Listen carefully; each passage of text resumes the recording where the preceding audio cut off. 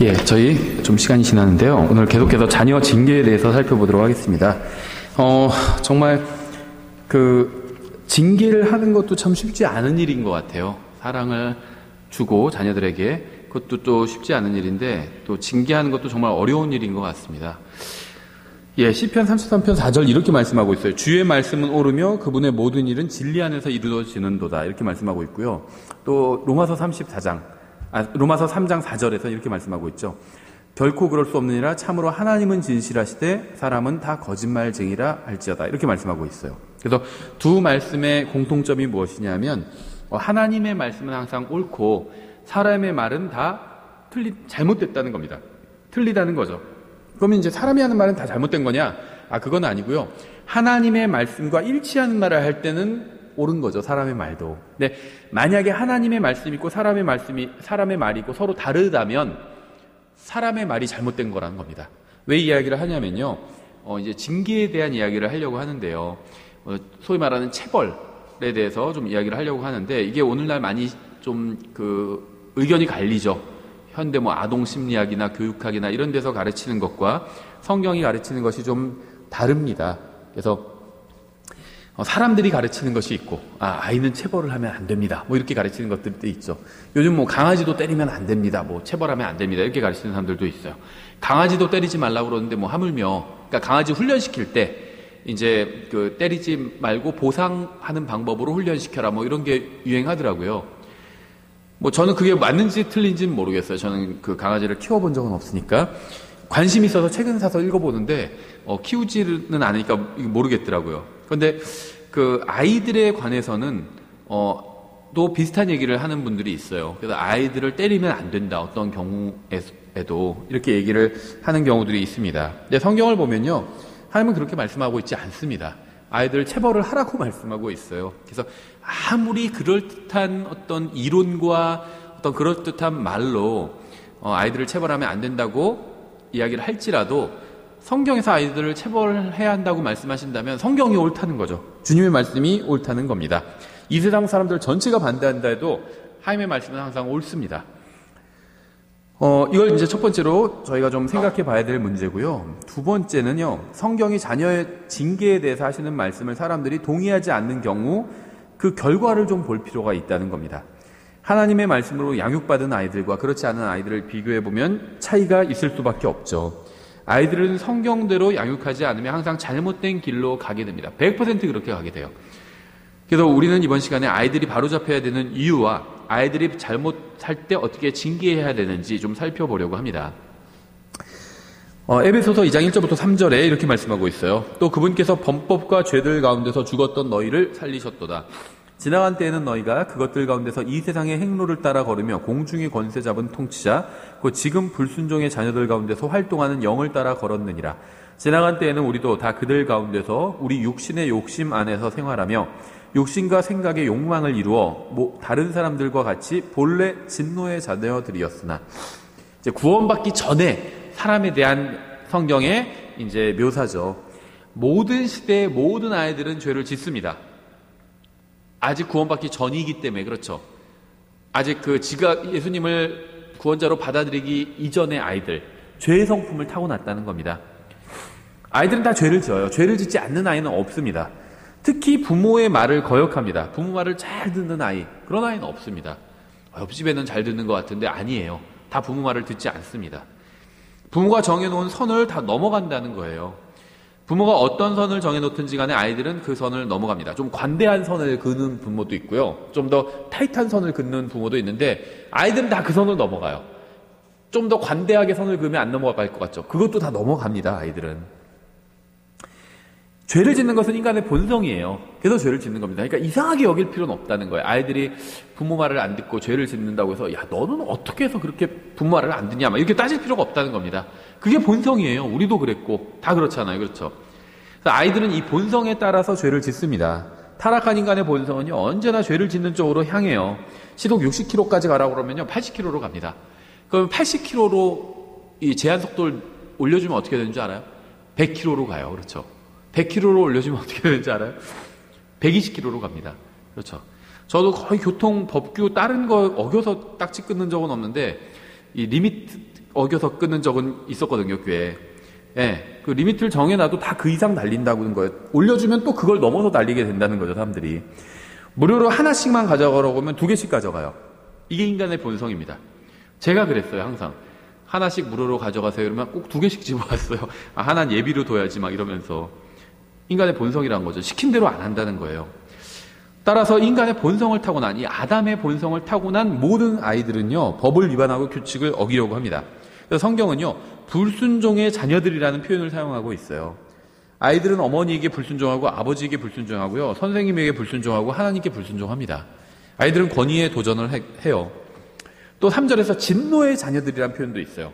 이게 이제 구원받기 전에 인간을 묘사한 표현이긴 하지만 자녀들이라는 표현과 연결지어서 이야기하고 있다는 거죠. 불순종의 자녀들, 진노의 자녀들. 이것은 요한복음 1장과 로마서 1장에서 말씀하신 것처럼 우리에게 양심과 하나님께서 비춰주신 빛이 있음에도 불구하고 우리가 항상 곁길로 가고 죄를 짓기 때문에 하신 말씀입니다. 하나님께서 존재하시는 것을 알고 있음에도 그분을 믿지 않고 빛이 있다는 사실을 알고 있음에도 그것을 받아들이지 않고 바른 일이 무엇인지 알고 있음에도 잘못된 일을 한다는 거예요. 아이들도 어른들도 그렇고. 여러분은 자녀들에게 하나님의 말씀을 가르치고 양육하려고 할 겁니다. 그렇죠? 그런데 이제 문제가 있어요. 이제 그 모든 부모들에게 이렇게 얘기하죠. 하나님의 말씀을 가르쳐야 됩니다. 이렇게 얘기를 합니다. 당연하죠. 부모는 하나님의 말씀을 자녀들에게 가르칠 의무가 있어요. 책임이 있고. 근데 문제가 뭔지 아세요? 하나님의 말씀을 가르쳐야 되는데 문제는 뭐냐면 아직 예수님을 믿고 거듭나지 않은 아이들은 구원받은 사람이 아니잖아요. 소위 말하는 자연인이거든요. 거듭난 사람이 아니라 자연인이에요. 구원받은 사람에게도 성경을 가르치는 게 쉽지 않아요. 그렇죠? 왜냐하면 구원받은 사람도 두 본성을 가지고 있기 때문에 성경을 가르쳐도 그걸 거부하든지 이런 경우들이 있습니다. 근데 구원받지 않은 사람을 모아놓고 성경을 가르친다고 그러면 어떨까요? 대단히 어려워요. 그렇죠? 고린도전서 2장 14절 이렇게 말씀하고 있어요. 그러나 본성에 속한 사람, 예전 성경에 자연인이라고 했죠. 구원받지 않은 사람이에요. 본성에 속한 사람은 하나님의 영의 것들을 받아들이지 아니하나니 그것들이 그에게는 어리석은 것이니라. 또 그가 그것들을 알 수도 없나니 이는 그것들이 영적으로 분별되기 때문이니라. 아주 정확한 말씀이죠. 구원받지 않은 사람들 모아놓고 무슨 박사학위 갖고 있는 사람들 모아놓고도 성경 가르치면 다 이해를 못해요. 왜냐하면 이거는 구원받은 사람이 영적으로 분별하는 것이기 때문입니다. 하나님의 말씀은 영적인 말씀들이에요. 영이고 생명이라고 말씀하셨잖아요. 내가 너에게 하는 말들이 영이요 생명이라고 말씀하셨잖아요. 하나님의 말씀은 영이요 생명이에요. 그래서 영이 다시 태어나지 않고 영원한 생명이 없는 사람은 이 하나님의 말씀을 이해할 수가 없습니다. 이게 이제 부모들의 어려움이죠. 구원받은 부모는 아이들에게 하나님의 말씀을 가르쳐야 되는데 아이들은 본성에 속한 사람들이에요. 거듭난 사람이 아니에요. 거듭나지 않은 사람에게 하나님의 말씀을 가르쳐야 되는 그 어려움에 직면한 겁니다. 부모들이. 그렇죠. 이게 문제라는 거예요. 그래서 이 고린도전서 2장 14절 말씀에 의하면 아이들은 본성상 불순종적입니다. 아이들에게 하나님께서 아들을 보내셔서 십자가에 달려 죽게 하시고 아이들의 죄값을 모두 치러주셨다고 우리가 가르치죠. 이해도 성경을 가르치지만 아이들은 이해하지 못해요. 아이들에게 노아의 홍수를 이야기로 해주는 것은 가능하지만 인간의 생각이 어려서부터 악하기 때문에 하나님께서 인간을 심판하실 수밖에 없었다는 사실을 가르치는 건 또 쉽지가 않아요. 그렇죠? 노아 홍수 이야기는 가르치기가 쉬운데 왜 하나님께서 노아의 가족들만 빼고 그 당시에 수많은 사람들이 있었잖아요. 막 억 단위로 있었을 거예요. 인구가 이미. 근데 그 지구의 모든 인구를 다 멸하셨잖아요. 그거를 가르치는 건 쉽지가 않다는 거예요. 그렇죠? 왜 그러실 수밖에 없었는지 하나님께서 그걸 가르치는 건 쉽지가 않다는 겁니다. 아이들에게 다윗과 골리앗의 이야기를 가르쳐줄 수는 있지만 골리앗은 전능하신 하나님을 대적했던 불경건한 이교자였기 때문에 하나님께서 그를 처단하실 수밖에 없다는 사실을 가르치는 건 쉽지 않아요. 그렇죠? 골리앗은 반드시 심판을 받아야 되고 하나님께서는 골리앗을 반드시 죽이려고 하셨다는 걸 가르치는 것은 어렵다는 겁니다. 그건. 구원받은 사람들은 이해를 하는데 아이들은 구원받지를 영이 다시 태어난 사람들이 아니에요. 아이들은 대부분이. 그렇죠? 그렇기 때문에 이걸 가르치는 게 대단히 어렵다는 거예요. 전 여기서 말하는 아이들은 이제 뭐 10대 무슨 고등학생을 말하는 건 아닙니다. 좀 더 어린 아이들, 초등학교 아이들, 이런 아이들을 말하는 거라고 보시면 돼요. 초등학교 그 이하 아이들. 그러니까 유치부와 초등부 이 정도를 말하는 거라고 보시면 돼요. 구원받지 못한 사람에게 영적 원칙을 가르칠 수 없는 것처럼 구원받지 못한 아이들에게도 영적 원칙을 가르칠 수가 없습니다. 따라서 우리는 불순종하는 진노의 자식인 거듭나지 못한 우리의 사랑하는 아이들에게 영적인 방법으로 하나님의 말씀을 가르칠 수가 없다는 거예요. 왜냐하면 거듭나지 못한 아이들은요, 영적인 것을 이해하지 못하기 때문입니다. 거듭난 사람이 영적인 것을 이해하지 못하는 것처럼. 그런데 우리가 아이들이 구원받을 때까지 기다리거나 성경적으로 교육받을 때까지 기다리거나 성령님께서 그리스도를 닮은 새로운 창조물로 만들어 주실 때까지 기다린다면 어떻게 될까요? 아이들이 보통 한 10대, 한 10살, 12살, 13살 뭐 이렇게는 돼야지 복음을 이해하고 구원받을 수가 있잖아요. 왜냐하면 복음을 이해하고 복음을 받아들이고 예수님을 구원자로 받아들이기 위해선 죄에 대한 인식이 있어야 되잖아요. 그래서 자기가 죄인이라는 걸 인정하잖아요. 그러니까 이 7살, 뭐 5살 이런 애들은 그걸 이해를 못 하거든요. 좀 더 늦은 애들은 9살, 10살, 11살 이런 애들도 이해 못하는 애들도 있어요. 그러니까 사람이 언제 거듭날 수 있느냐, 최소한의 나이가 보통 8살부터 12, 3살 사이인 것 같아요.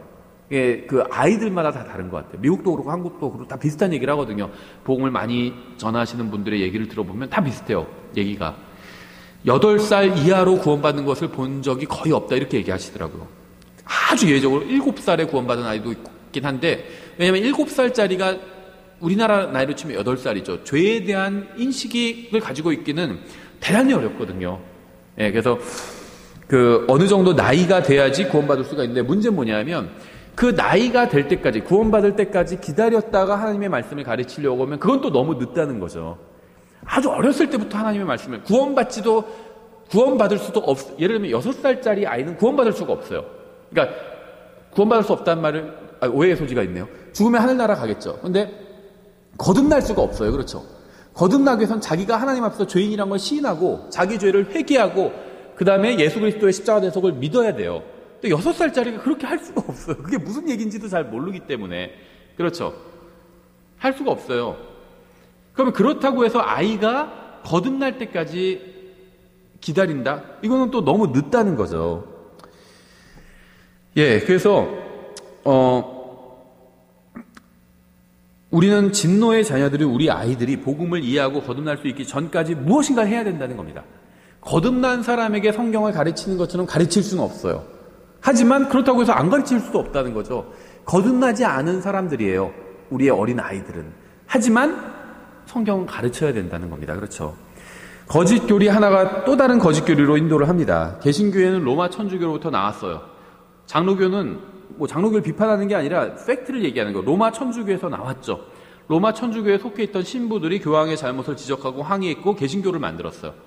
칼빈이 대표적이죠. 루터도 신부였고. 그렇죠? 이것이 바로 개신교에서도 유아 세례를 주는 이유입니다. 유아 세례를 왜 줄까요? 카톨릭이 주니까 주는 거예요. 개신교에서 나왔지만 개신교의 오류를 다 버리질 못했어요. 유아 세례를 주는 이유가 뭘까요? 유아 세례를 통해서요, 그리스도인이 될 수 있다고 믿어요. 그래서 개신교에서는요, 3살짜리 아이도 유아 세례를 받았다면 하나님의 자녀라고 주장을 합니다. 정말 장로교 그 예정론을 골수로 믿는 사람들은 그렇게 주장을 해요. 그런데 성경은요, 분명하게 주님을 받아들인 자들, 즉 주님의 이름을 믿는 자들이 하나님의 아들이 되는 권능을 받게 된다고 말씀하고 있죠. 요한복음 1장 12절이죠. 그분을 받아들인 자들, 곧 그분의 이름을 믿는 자들에게는 다 하나님의 아들이 되는 권능을 그분께서 주셨으니, 아무리 유아 세례가 아니라 더한 걸 받아도요, 예수님을 믿지 않으면 이런 권능을 받지 못하게 됩니다. 어린 아기는 예수 그리스도를 믿을 수가 없어요. 어린 아기는 예수 그리스도를 구원자로 받아들일 수도 없습니다. 왜 이런 사실이 중요할까요? 하나님께서 우리에게 주신 아기들, 즉 갓 태어난 아기들은요, 하나님의 아이가 아니라는 겁니다.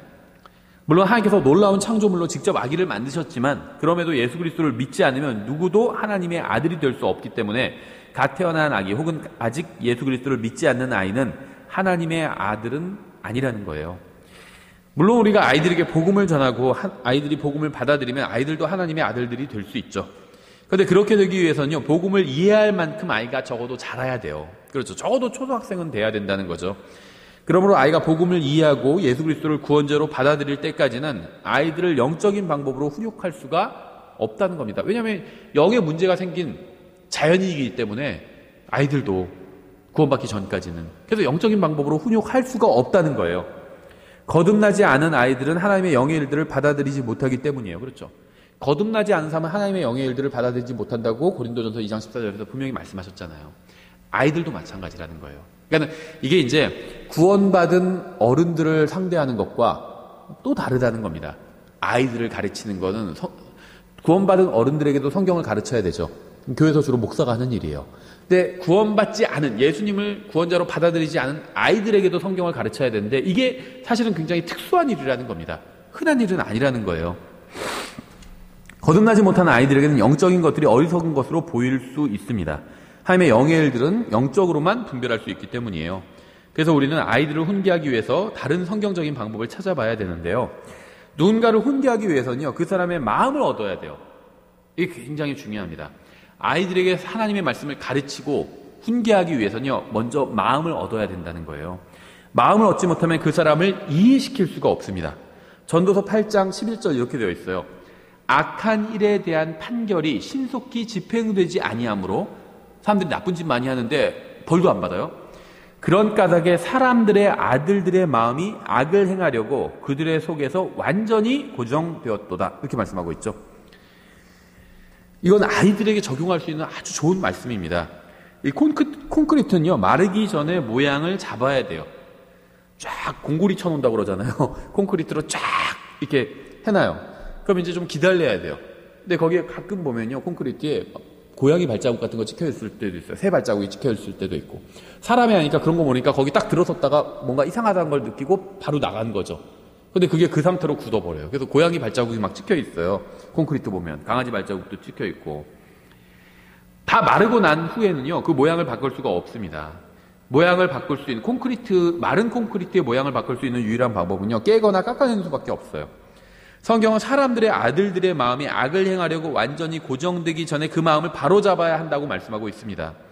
마음이 완전히 굳어서 완악해지고 경건하지 않고 거룩하지 않고 완전히 사악해지기 전에 바로잡아야 된다는 거예요. 그러니까 어른들의 마음은요, 성인의 마음은 어느 정도 이제 굳어가는 마음이에요. 마음을 바뀌기가 쉽지가 않아요. 마음을 완전히 깨버려야 돼요. 회개를 해야 됩니다. 마음을 완전히 깨고 하나님께 돌아와야 돼요. 근데 아이들의 마음은요, 말랑말랑하다는 겁니다. 그래서 이럴 때 틀을 바로 잡아줘야 된다는 거예요. 그러니까 이제 아이들을 훈육하는 것과 아이들에게 하나님 말씀을 가르치는 것과 성인들에게 하나님 말씀을 가르치는 것은 좀 다를 수밖에 없다는 거죠. 아이들의 마음은 아직 말랑말랑하기 때문에 틀을 갖춰주고 마음을 딱 그 틀에 고정시킬 수 있게 그걸 도와주는 일을 해야 된다는 겁니다. 아이들이 성장하면 좋아질 거라고 생각하는 것은요, 하나님을 거짓말쟁이라고 하는 것에 불과합니다. 아이들이 스스로 깨달을 때까지 기다려야 한다는 것도 하나님을 거짓말쟁이라고 하는 거예요. 깨달을 수가 없어요. 뭘 알아야지 깨닫죠. 모르는데 뭘 깨달아요. 아이들은 몰라요. 그 바른 게 무엇인지 모릅니다. 그냥 어렴풋이 짐작하고 이렇게 생각할 뿐이지 정확히는 몰라요.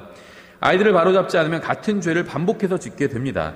아이들이 처음 죄를 지었을 때부터 바로 잡아줘야 돼요. 아이들에게 말로 경고해놓고 실제로 바로잡지 않으면 아이들은 더 이상 부모의 말을 믿지 않게 되죠. 그러면 아이들은 더 과감하게 죄를 짓게 됩니다. 아이들의 죄에 대해 징계를 미루면 결국 아이들의 마음은 악한 상태로 콘크리트처럼 이렇게 굳어버리고 말게 된다는 겁니다. 그래서 아이들이 잘못을 하면, 죄를 지으면 즉시 징계해야 돼요. 누군가 징계를 하지 않으면 아이가 어떻게 될까요? 왜 아이들이 죄에 대한 하나님의 징계를 믿지 않게 되는지 아세요? 죄를 지어도 엄마나 아빠가 징계하지 않기 때문이에요. 이거 징계해야 되는 거예요. 그러니까 엄마 아빠가 아이가 잘못했을 때 엄마나 아빠가 징계하는 건요, 단순히 그 순간의 징계뿐만이 아니라 영원한 징계가 있다는 것을 가르쳐 주는 거거든요. 그런 식으로. 심판과 징계와 진노와 형벌에 대해서 이야기는 하지만 실제로 아무런 징계도 하지 않기 때문에 아이들은 자신이 어떤 죄를 지어도 하나님께서도 결코 징계하지 않으실 거라고 생각하게 되는 겁니다. 그래서 부모의 역할이 굉장히 중요하죠. 부모로부터 아무런 징계를 받지 않고 자란 아이에게 하나님의 말씀을 전하기는 쉽지가 않아요. 아이들은 하나님에 대한 개념을 부모로부터 배우게 됩니다. 그래서 아이가 잘못을 해도 부모가 아무런 징계를 하지 않으면 아이는 하나님도 결국 죄에 대해 아무런 징계도 하지 않으실 거라고 생각하게 됩니다. 하나님께서는 심판하지도 않으시고 죄를 지어도 정죄받거나 벌을 받지 않을 거라고 생각하게 됩니다. 그래서 결국 아이들은 하나님을 두려워하지 않게 된다는 겁니다. 그래서 이 징계의 목적은 무엇이냐면요, 첫 번째는 지금 잘못하는 걸 바로잡는 게 첫 번째 목적이죠. 근데 이거보다 본질적이고 좀 더 멀리 보는 목적은 뭐냐면 하나님의 심판을 알려주는 거예요. 잘못을 하면 반드시 하나님께서는 심판하신다는 걸 이 징계를 통해서 알려주는 겁니다. 아이가 잘못하면 항상 벌을 받게 돼 있구나, 이거를 배우게 해주는 거예요. 주님을 두려워하는 것이 지식과 지혜의 시작이고, 주님을 두려워하는 사람은요, 악으로부터 떠난다는 하나님의 말씀이 사실이라면 아버지를 전혀 두려워하지 않고 어머니를 전혀 두려워하지 않고 학교 선생님을 전혀 두려워하지 않고 법을 집행하는 경찰관들을 전혀 두려워하지 않는 아이는 결국 하나님도 두려워하지 않게 됩니다. 생각해 보세요. 막 경찰관 두려워하지 않는 아이들 있죠. 경찰관을 두려워하지 않는 청소년들이나 성인들도 있어요. 그렇죠. 막 경찰관한테 막 때리고 막 이런 사람들도 있어요. 그런 사람들이 경찰관을 막 폭행하고 이런 사람들이 하나님을 두려워할까요? 하나님 두려워하지 않겠죠. 그래서 두려워해야 할 분을 두려워하게 만드는 것, 이것이 아이들 징계와 훈육의 목적이라는 겁니다. 과거에 왜 많은 사람들이 어렸을 때 구원받았는지 아세요? 지금에 비해서, 현대에 비해서 과거에는요, 50년, 60년 전에는 더 많은 사람들이 구원을 받았어요. 학교에서 잘못을 저지르면 선생님께 징계를 받았습니다. 계속 동일하게 잘못을 범하면 교장 선생님한테 징계를 받았어요. 집에서 잘못을 저지르면 어머니에게 징계를 받았습니다. 어머니에게 징계를 받고도 계속 잘못을 저지르면요, 아버지에게 2배로 징계를 받았어요. 그렇죠. 너 계속해서 이렇게 계속 똑같은 잘못하면은 너 나중에 아버지 집에 오시면 너 얘기할 거야. 어머니가 그렇게 얘기했다는 거죠. 그렇죠. 그래서 누군가의 집에 찾아가 복음을 전하면 계속해서 죄를 회개하지 않고 그대로 살면 하나님께서 징계하실 것이라고 경고하면 사람들은 복음을 받아들였다는 거죠. 이 징계에 대한 개념이 있기 때문에. 그래서 많은 사람들이 죄에 대한 징계인 지옥에 대한 두려움 때문에 구원을 받았습니다. 지옥이 두려워서 구원받았다. 이건 잘못된 게 아니에요. 그렇죠. 예를 들면 내가 다른 사람의 물건을 안 훔치는데 남의 거니까 훔쳐서는 안 되니까 안 훔친다. 바른 거죠. 내가 그 사람을 사랑하기 때문에 사랑하는 사람의 물건을 훔치지 않잖아요. 그래서 안 훔친다. 이것도 바른 겁니다. 근데 내가 물건을 훔치면 감옥에 갈 수 있기 때문에 안 훔친다. 이것도 바른 거예요. 어떤 분들은 그거는 잘못된 거다 이렇게 생각하시는 분들이 있는데 절대 잘못된 게 아니에요. 무엇인가 벌을 받는 게 두려워서 그걸 안 한다. 그게 왜 잘못된 거예요? 하나님 아버지를 두려워하라고 그랬잖아요. 그렇죠. 그래서 지옥이 두려워서 구원받았다. 잘 구원받은 거예요. 잘못된 동기나 유치한 동기로 구원받은 게 아닙니다. 왜냐인 줄 아세요? 지옥은 정말 두려운 곳이거든요. 지옥을 정말 봤다면, 성경이 말씀하시는 그대로에 대한 그 지옥을 알고 있다면 지옥을 두려워하게 됩니다. 예, 지옥을 두려워해서 구원받는 건요, 유치한 이유 때문에 구원받은 게 아니에요. 하나님께서 두렵다고 하시면 그건 진짜 두려운 겁니다. 그럼 그걸 피해야 돼요. 그걸 피하기 위해서 구원받았다는 건 그건 잘한 거예요. 칭찬받아야 되는 것이 비난의 대상이 아니에요. 반대로 상을 주시니까 주님을 열심히 섬겨라. 이것도 유치한 원리가 아니에요. 제가 주일에도 한번 설교를 드렸죠. 어떤 분들은 자기는 상 필요 없다. 하나님을 사랑하기 때문에 자기는 주님을 섬기겠다. 그것도 물론 훌륭합니다. 그게 훌륭하지 않다는 건 아니에요. 그것도 훌륭해요. 상을 바라보고 자기가 열심히 주님을 섬긴다. 이것도 아주 훌륭한 겁니다. 가장 훌륭한 그리스도인이 누구였을까요? 잘은 몰라도 아마 사도 바울이라고 하면 대부분 이견이 없겠죠. 사도 바울이 가장 훌륭한 그리스도인이었을 것이다. 역사상. 이렇게 얘기하면 항의할 사람은 아마 많지 않을 거예요. 다 동의할 겁니다. 사도 바울도 뭐라고 얘기했어요?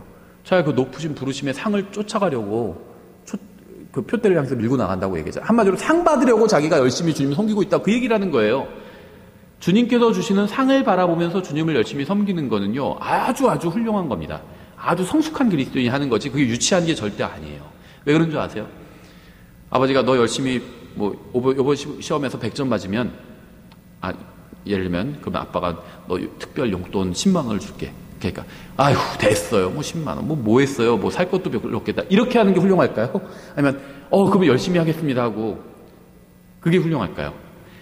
하나님을 존중하는 사람은 하나님도 존중하고 하나님의 말씀도 존중하고 하나님의 상도 존중합니다. 그렇죠? 하나님을 우습게 보는 사람은요, 하나님의 상도 우습게 봐요. 통치하게 하신다고 했는데 됐어요. 통치 안 해도 그만이야. 이건요, 하나님을 우습게 보는 거예요. 하나님께서 상급을 주고 네가 그리스도와 함께 참으면 그리스도와 함께 통치하게 하겠다. 그러니까 그렇습니까? 그럼 제가 참겠습니다. 정말 주님께서 주시는 그 보상을 바라보고 참겠습니다 하는 게 훌륭한 자세라는 겁니다. 그렇죠. 그게 아버지를 공경하는 거예요. 예.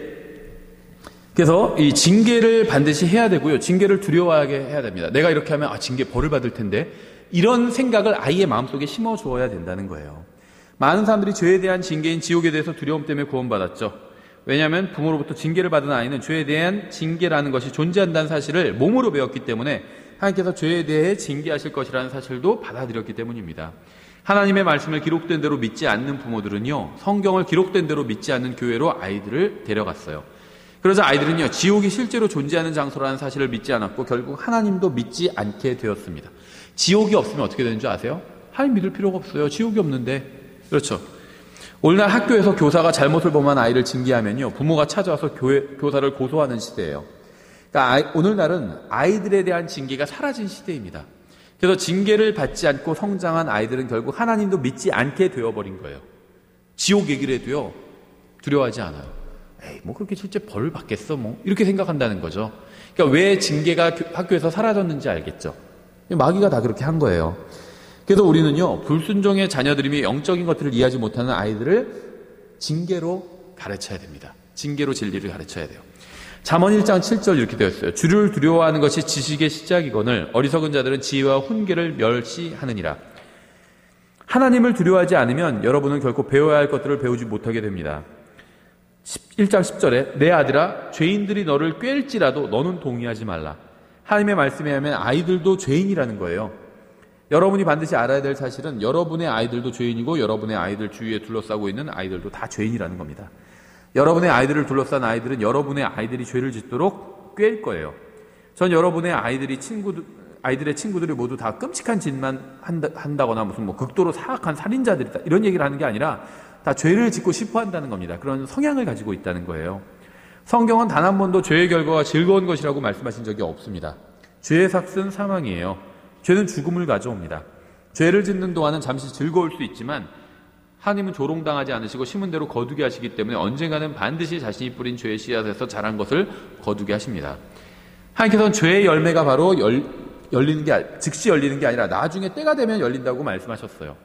열매는요 항상 즉시 열리지 않아요. 때가 되면 열려요. 그래서 좋은 걸 의를 심은 사람은 의로운 게 열리고요. 죄를 심으면 죄악된 게 열리게 될 수밖에 없습니다. 심은 것이 바로 싹을 내지 않아서 언젠가는 싹을 내서 심은 대로 거두게 될 것이라고 말씀하셨어요. 죄가 그것을 범하는 동안에는 즐거워 보이지만 그 결과는 참혹하죠. 아이들에게 이 사실을 가르쳐야 됩니다. 아이들은 죄가 주는 즉각적인 즐거움만 생각하지 그 결과를 생각하지는 않거든요. 문제는 거듭나지 않은 아이들은 하나님의 영의 일들은 받아들이지 못한다는 거예요. 하나님의 말씀을 통해서 아이들을 바로잡을 수가 없다는 겁니다. 그래서 징계가 필요한 거예요. 아이들은 본성상 불순종과 범죄와 진노의 자녀들입니다. 그래서 거룩하고 영적인 것을 추구하지 않고 즉각적인 즐거움만을 주는 이 죄를 추구한다는 거예요. 그래서 죄인들이 꿰일 때 바로 거기에 넘어가 버리게 된다는 겁니다. 잠언 1장 20절부터 23절 이렇게 말씀하고 있어요. 지혜가 밖에서 외치며 거리에서 자기 목소리를 내고 군중이 모이는 중요한 것과 성문 통로들에서 외치며 도시 안에서 자기의 말들을 내어 이르되 단순한 자들아 너희가 어느 때까지 단순함을 사랑하겠느냐? 비웃는 자들이 어느 때까지 자기들의 비웃는 것을 기뻐하고 어리석은 자들이 지식을 미워하겠느냐? 너희는 내 책망을 듣고 돌이키라. 보라, 내가 내 영을 너희에게 부어주며 내 말들을 너희에게 알려주라. 지혜가 이런 얘기를 하죠. 지혜가 내 영을 너희에게 부어주며 막 이런 얘기하죠. 여기서 말하는 지혜는 누구냐 하면 예수님이에요. 그래서 여기서 잠언 1장에 나온 지혜는요, 의인화된 지혜입니다. 그러니까 그 예수 그리스도예요. 예수 그리스도라고 보시면 돼. 예수님의 또 다른 이름이 바로 이 지혜예요. 그래서 여기서 1장 20절에서 말씀하시는 분은 그냥 지혜, 인간의 지혜가 아니라 예수님이 말씀하시는 거예요. 그래서 내 영을 너에게 부어주겠다. 막 이런 말씀까지 하고 계신 거죠. 여기에 여러분이 부모로서 해야 할 일이 나와 있는데요. 여러분은 여러분의 자녀와 세상 사이에 서서 자녀들에게 무엇이 잘못된 일이고 바른 일인지 알려주고 죄에 대해서 경고해 줘야 돼요. 그건 잘못된 거야. 그건 죄야. 하면 안 돼. 다 해도 되는 일이 아니야. 그건 잘못된 거야. 이걸 알려주는 일을 부모가 해야 된다는 거죠. 자녀들과 토론을 할 필요가 없어요.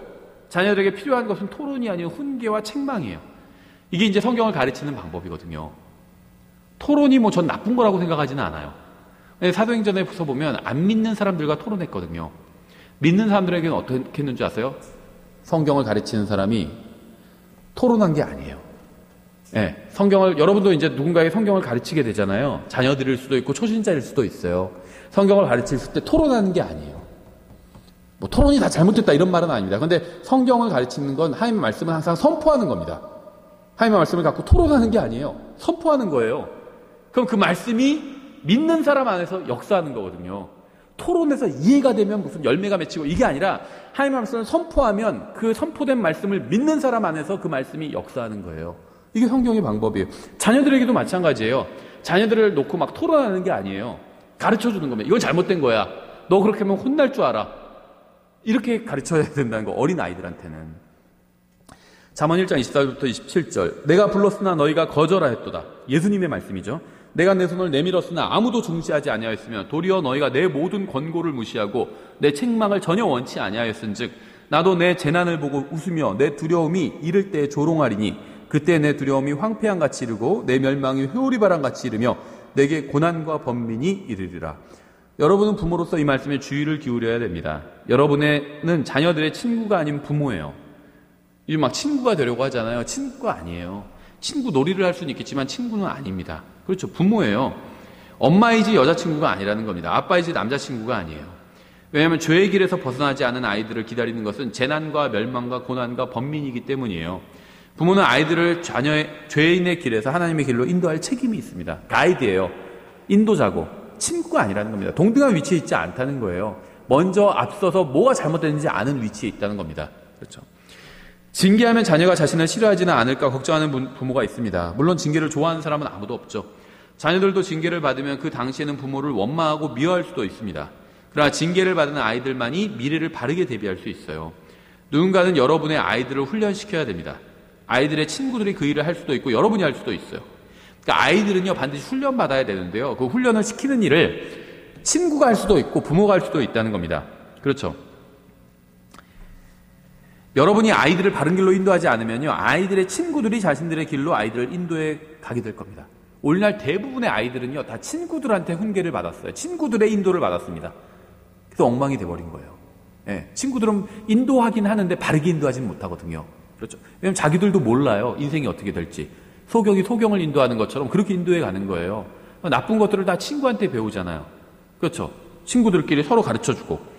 자신의 아이들을 믿기 때문에 간섭하지 않는다는 사람도 있습니다. 문제는 주위에 있는 다른 아이들이 영향을 줄 거라는 점이에요. 여러분의 아이들 주위에는요, 그들에게 매우 큰 영향을 주는 다른 아이들이 있습니다. 불행하게도 대부분의 경우 여러분의 아이들은요, 여러분보다는 친구들에게 더 큰 영향을 받게 된다는 거예요. 그래서 부모가 가능하면 큰 영향을 주려고 해야 된다는 겁니다. 아직 가르칠 수 있을 때. 우리는 지금 성경이 영적인 것들을 이해하지 못하는 구원받지 못한 불순종의 자녀들인 아이들을 어떻게 징계해야 하는지에 대해서 살펴보고 있죠.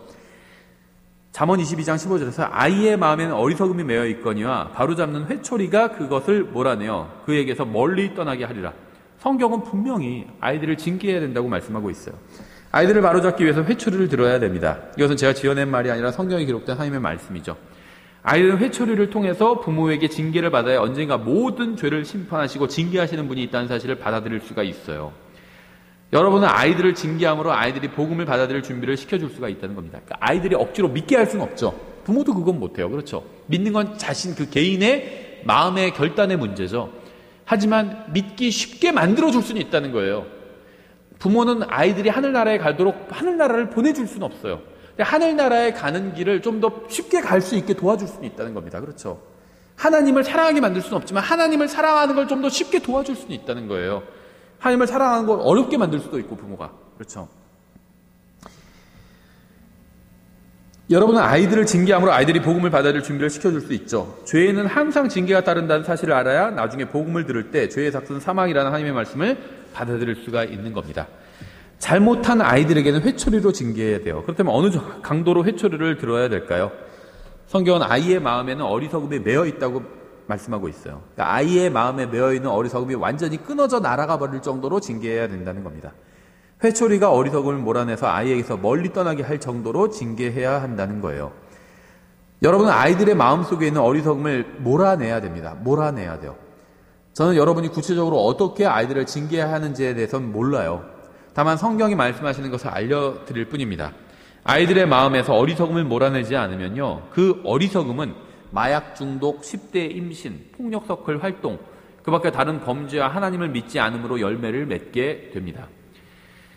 잠언 13장 24절, 회초리를 아끼는 자는 자기 아들을 미워하거니와 그를 사랑하는 자는 어릴 때 그를 징계하느니라. 성경은 자기 회초리라고 말씀하고 있어요.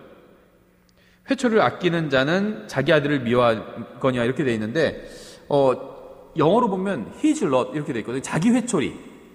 그러니까 부모는 자기 회초리를 갖고 있어야 돼요. 보통 군대에서 자기 총이 있잖아요. 개인화기라고 하잖아요. 이 총 번호가 있거든요. 자기 총이 다 있어요. 남의 총 안 갖고 자기 총을 갖고 가거든요. 그 자기 총을 평소에 잘 정비해둬요. 그것처럼 부모는 자기 회초리를 갖고 있어야 돼요. 이건 무슨 20살짜리 자식을 둔 부모가 말하는 게 아니에요. 20살짜리를 무슨 회초리로 어떻게 때려요? 예, 그건 의미가 없고요. 어린 아이를 말하는 겁니다. 어린 아이들을 둔 부모는 자기 회초리가 있어야 돼요. 자기만의 회초리. 성경에 보면 부모라면 누구나 자기만의 회초리를 가지고 있어야 됩니다. 아이를 징계하는 것은 다른 사람의 책임이 아니에요. 목사 책임도 아니고 학교 선생님 책임도 아니고요. 주일학교 교사 책임도 아니에요. 다 자기 책임입니다. 우리 아이가 이상해진 건 목사님이 성경 잘 못 가르쳤어요. 주일학교 교사가 이상했어요. 그런 분들이 있어요. 다른 교회에서도 있었는데요. 천만의 말씀이에요. 본인 책임이지 왜 그게 주일학교 선생님 책임이에요. 목사 책임도 아니고 다 자기 책임이에요. 부모 책임입니다. 세상의 죄로부터 아이들을 지키지 않는다면 결코 아이를 사랑하는 게 아닙니다. 야, 그래도 죄도 한번 지어보고 살 수도 있는 거지. 이런, 예전 교회에서도 그런 사람이 있었어요. 야, 그래도 담배도 펴보고 술도 마셔보고 그래야 그게 나쁘다는 걸 알지. 그럼 살인도 해봐야 아나요? 나쁘다는 게? 나쁜 건 나쁜 거예요. 해보지 않아도. 담배, 술 못하러 해봐요. 안 해봐도요. 그게 나쁘다는 거 알아요. 그렇죠. 진짜로 킹제임스 성경 믿는 사람들 중에서도 본 적이 있어요. 야, 술, 담배도 한번 마셔보고 펴봐야 그게 잘못된 건 알아. 한번 해봐봐. 어른 앞에서 배우는 거야. 그런데 그런 말이 성경에 어디 있어요? 살인도 그럼 해봐야 나쁘다는 걸 아나요? 어른 앞에서 하나요? 아니죠. 예, 나쁜 건 나쁜 거예요. 안 하면 되는 겁니다. 그렇죠. 성경은요, 아이를 징계하지 않으면 그게 아이를 미워하는 거라고 말씀하고 있습니다. 아이를 그게 망치는 거기 때문에 징계를 하는 게 아이를 사랑하는 거라고 말씀하고 있어요. 사람들은 여기에 나오니 어릴 때라는 말이 고어라고 합니다. 좀 보통 많이 쓴 단어는 아닌데요. 비타임즈인데요. 요게 이제 우리 성경에서 지금 어릴 때라고 번역되어 있는데요. 일단 문맥을 보면 잘못된 번역이라고 저는 생각하지 않아요. 제가 지금 흠정역을 지금 비판하는 건 아닙니다. 다만 이 비타임즈란 말이요. 말 그대로 비타임즈예요. 타임은 때죠. 근데 앞에 비가 붙었어요. 그렇죠. 어떤 다른 이 비라는 거는 기본형이잖아요. 그렇죠. 어릴 때 이 비타임즈라는 말은요. 이건 굉장히 대단한 말인데요. 성경은 2-3번이나 9번만 징계하라고 말씀하지 않고 비타임즈에 징계하라고 합니다. 그러니까 접두사인 비는요. 정해지지 않은 숫자를 말해요. 뭐가 될 수도 있어요. 1번, 2번, 3번, 100번이 될 수도 있어요. 그래서 be를 쓴 거예요. be times, one time, two times가 아니라 be times예요. 정해지지 않은 숫자죠. 징계해야 될 필요가 있을 때마다 징계하라는 그 말이에요. 이건 잠언 19장 18절 소망이 있을 동안에 내 아들을 징계하되 그가 운다고 내 혼이 아끼지 말지니라. 운다고 해서 자신이 무엇을 잘못했는지 알고 진심으로 회개하는 것을 의미하지는 않습니다. 아이들은 동전을 넣으면 장난감이 나오는 기계에 동전을 넣고 자신이 원하는 것이 나오지 않을 때도 울어요. 그러니까 아이들은요, 잘못했을 때만 우는 게 아니라는 겁니다. 자기가 원하는 게 이루어지지 않을 때도 운다는 거예요. 과자를 달라고 투정을 부릴 때도 웁니다. 따라서 아이가 운다고 해서 그게 꼭 회개하는 건 아니라는 거죠. 오히려 뗐을 때 운다는 거예요. 그렇죠. 제가 아이들을 회초리로 징계해야 한다는 것은 잔인한 말이 아닙니다. 왜냐면요, 아이를 회초리로 징계하면 왜 징계를 할까요? 아이가 그 잘못을 다시 범하지 않게 하기 위해서, 더 나아가서 커서는 더 큰 잘못을 하지 않게 하기 위해서 예방주사를 놓는 거죠. 그렇죠. 잘못을 하는데 가만두면 어떻게 될까요? 바늘도둑이 소독된다는 말이 있잖아요. 나중에는 더 큰 잘못을 해요. 그럼 그 끝이 어디가 될까요? 교도소가 되는 거예요. 그러니까 아이가 감옥에 가지 않게 하기 위해서 미리 바로잡아주는 거죠. 이건 잔인한 게 아니에요. 정말 잔인한 사람은 누군 줄 아세요? 마약을 파는 사람들이 잔인한 사람들이에요. 술을 파는 사람들이 잔인한 사람들이에요. 아이들을 잘못 가게 하고 죄를 짓게 하는 사람들이 잔인한 사람들인 겁니다. 그렇죠? 아이들을 징계하는 사람은요, 잔인한 사람들이 아니라 아이를 사랑하는 사람이에요. 잠언 23장 13절부터 14절 이렇게 말씀하고 있어요. 바로잡는 것을 아이에게 금하지 말라. 내가 그를 회초리로 때릴지라도 그가 죽지 아니하리라. 너는 그를 회초리로 때려서 그의 혼을 지옥에서 건질지니라. 아이의 육신을 징계했는데 그것이 결국 아이의 혼에도 큰 영향을 끼치는 걸 볼 수 있죠. 그러니까 징계의 목적이 뭔지를 알 수 있죠. 혼이에요, 혼. 그렇죠. 혼을 건져내기 위함이고 하나님 앞에서 바로 세워주기 위함입니다. 거듭나지 않은 아이가 잘못했을 때 그의 육신을 징계하는 것은요, 아이의 영이 거듭날 수 있도록 하는 겁니다.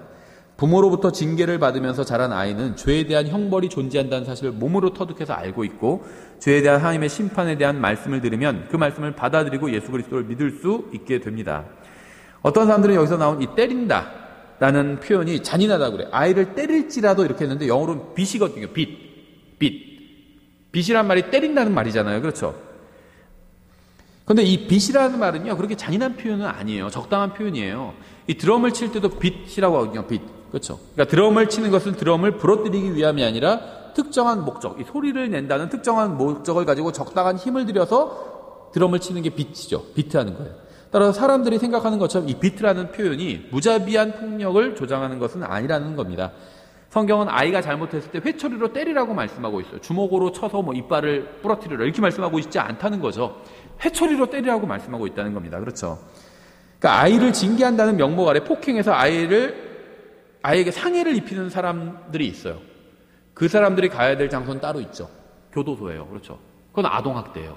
아이가 잘못한다고 해서 막 주먹으로 때리면 그 다음은 아이를 제대로 훈육한 게 아니죠. 그 다음은 교도소 가야 돼요. 하나님께서 그렇게 하라고 말씀하신 적이 없습니다. 이 폭행을 하거나 상해를 입히는 것은 징계가 아니에요.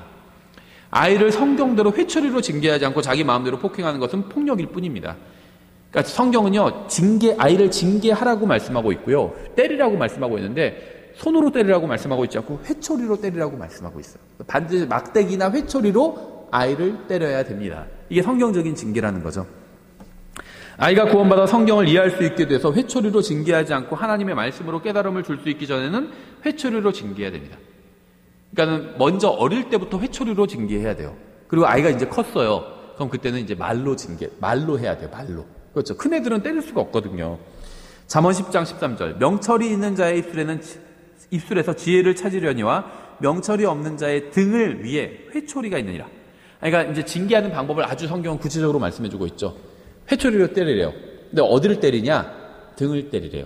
회초리로 뭐 눈알을 때려라 이렇게 말씀하고 있지 않죠. 그러면 큰일 나요. 눈알이나 회초리로 코를 때리거나 턱을 때리거나 그러면 큰일 나요. 그건 사람의 약점이 쫙 가운데 있잖아요. 다 가운데 있어요. 이 정면의 가운데. 거긴 회초리로 때리면 안 돼요. 그럼 아이가 죽을 수도 있기 때문에. 그렇죠. 그럼 어딜 때려야 되느냐? 뒤쪽을 때리래요. 등이라고 번역했죠. 백이에요. 백은 뒤쪽이에요. 뒤쪽은 때려도 되는 거예요. 그렇죠. 그러니까 예를 들면 다리를 때릴 때도 종아리를 때려야지. 뒤쪽이죠. 앞에 정강이 여기 뼈를 때리면 안 돼요. 그럼 뼈 부러질 수도 있어요. 그렇죠.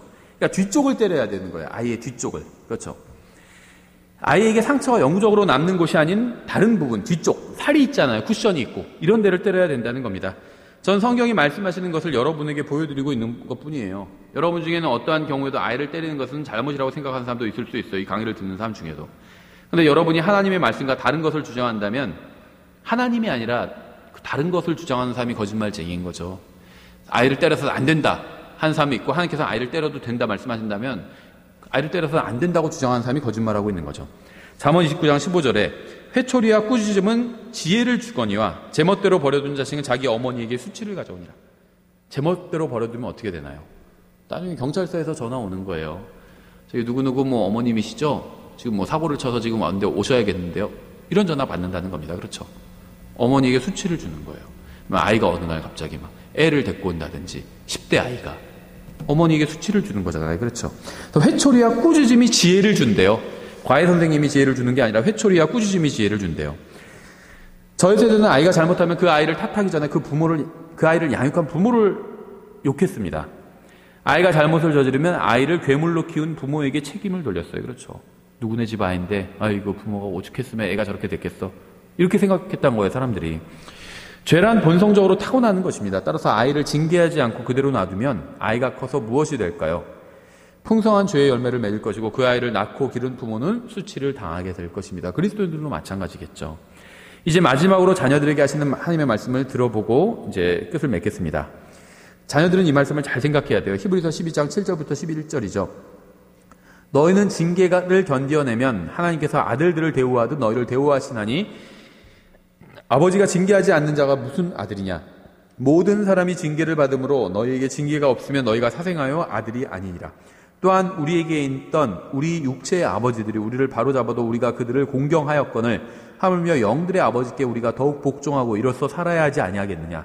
진실로 그들은 며칠 동안 자기들이 기뻐하는 대로 우리를 징계하였거니와 그분께서는 우리의 유익을 위해 하시나니 이것은 우리가 자신의 거룩함에 참여하는 자가 되게 하려 하심이라. 이제 어떤 징계도 그 당시에는 기쁘게 보이지 아니하고 슬프게 보이나 그럼에도 불구하고 나중에는 그것으로 말미암아 단련된 자들에게 그것이 의의 화평의 열매를 맺느니라. 히브리서 본문에서 세 가지를 살펴보면요. 첫째는 하나님께서는 부모가 항상 옳다고 말씀하고 있지는 않아요. 그렇죠? 그러니까 자녀들이 이걸 기억해야 돼요. 엄마 아빠는 자기들도 잘못하면서 왜 나를 때리지? 맞아요. 잘못할 때도 있다고 히브리서에서는 말씀하고 있는 거죠. 그래서 부모가 옳다고 말씀하고 있지 않다는 거죠. 부모가 징계를 할 때 잘못할 수도 있다는 겁니다. 잘못 징계할 수도 있다는 거예요. 그래도 그거를 받아들이라는 겁니다. 이게 자녀들에게 주시는 하나님의 말씀이죠. 주님께서 말씀하신 것은요, 부모는 자신의 가정을 위해서 그리고 자녀를 양육하기 위해서 자유롭게 규칙을 만들 수 있다는 겁니다. 부당하다. 왜 아빠는 뭐 저런 규칙을 만들어서 만들 수 있다는 거예요, 부모는. 그게 부모의 권한이라는 거죠. 자녀들은 이걸 이해해야 돼요. 두 번째는요, 성경은 부모가 징계하는 이유는 자녀가 부모를 사랑하게 하기 위해서라고 말씀하지 않습니다. 부모가 자녀를 징계하는 이유는요, 자녀를 바로잡고 부모의 말을 존중하고 부모를 존경하게 하기 위해서입니다. 부모에게 징계를 받고 바르게 성장한 자녀는요, 성인이 되면 부모를 사랑하게 될 거예요. 어린 자녀는 부모를 사랑하는 방법을 모릅니다. 어린 자녀가 부모를 대할 때 필요한 것은 존경이죠. 세 번째는 징계는 훈련이라는 거예요. 여러분은 반드시 훈련을 받아야 됩니다.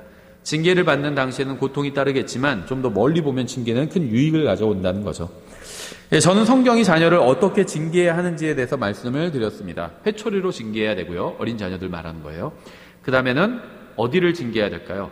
등을 징계해야 되죠. 그래서 자녀를 하나님의 방법대로 바르게 징계함으로, 그러니까 이제 뒷면을 징계해야 되죠. 종아리든 등이든 엉덩이든 뒷면을 때려야 돼요, 회초리로.